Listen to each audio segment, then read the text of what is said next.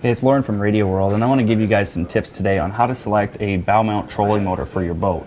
There's a couple options to choose from. You have cable steer like this Minn Kota Fortrex, and there's also electric steer. So let's take a look at the benefits of each.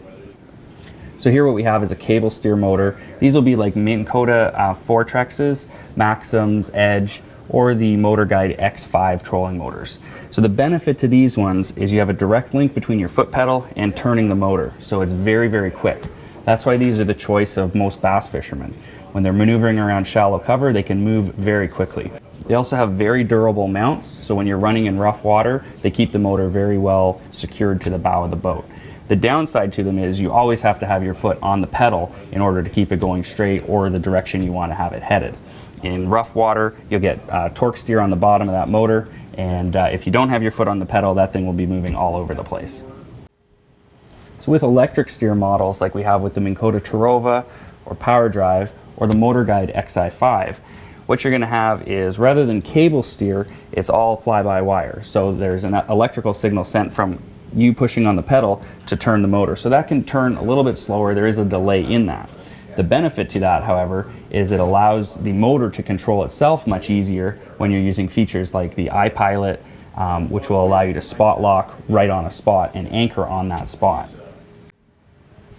So we find most of our customers who tend to buy a bow mount electric steer trolling motor are guys with aluminum boats, or even the more serious tournament fishermen who are going to be fishing bigger water where they're offshore. They're not going to be moving around shallow cover, because you can take advantage of the GPS options on these trolling motors. What that means is some of the units will have GPS antennas built into the head, and you're able to control them that way, like I say, to spot lock on a spot.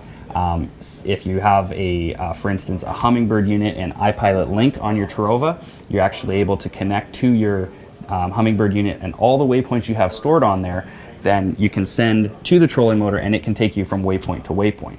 If you have Lowrance on your boat, then you're probably better off to go with the MotorGuide Xi5, which can connect up and do the same thing.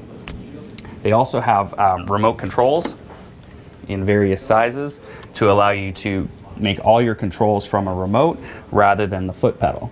The foot pedals on the electric steer are also a lot lower profile, and there are a few more functions on them like autopilot.